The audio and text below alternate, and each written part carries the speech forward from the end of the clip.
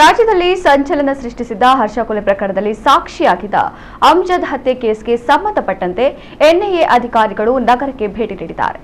NIA SP ನೇತೃತ್ವದ 3 ಅಧಿಕಾರಿಗಳ ತಂಡ ಶಿವಮೊಗ್ಗದಲ್ಲಿ ತನಿಖೆ ಆರಂಭಿಸಿದೆ. ಅಮ್ಜದ್ ಕೊಲೆಯಲ್ಲಿ ಹರ್ಷ ಕೊಲೆಯ ನಂಟಿನ ಸಾಧ್ಯತೆ ಇದೆ ಎನ್ನುವ ಹಿನ್ನೆಲೆ ತನಿಖೆ ನಡೆಯುತ್ತಿದೆ. ನಗರದ ಪೊಲೀಸರ ಸಹಾಯದೊಂದಿಗೆ ಎನ್ಐಎ ಅಧಿಕಾರಿಗಳು ತನಿಖೆಯನ್ನು ನಡೆಸ್ತಾ ಇದ್ದಾರೆ. ಅಮ್ಜದ್ ಕೊಲೆಯಲ್ಲಿ ಭಾಗಿಯಾದವರ ವಿಚಾರಣೆಗೂ ತಯಾರಿ ನಡೀತಾ ಇದೆ. ಇತ್ತೀಚೆಗೆ ನಗರದಲ್ಲಿ ಹಲ್ಲೆಗೊಳಗಾಗಿ ಖಾಸಗಿ ಆಸ್ಪತ್ರೆಯಲ್ಲಿ ಚಿಕಿತ್ಸೆ ಪಡೆಯುತ್ತಿದ್ದ ಅಮ್ಜದ್ ಚಿಕಿತ್ಸೆ ಫಲಕಾರಿಯಾಗದೆ ಸಾವಿಗೀಡಾಗಿದ್ದರು. ಪ್ರಕರಣ ಸಂಬಂಧ 5 ಆರೋಪಿಗಳನ್ನು ಪೊಲೀಸರು ಈಗಾಗಲೇ ಬಂಧಿಸಿದ್ದಾರೆ.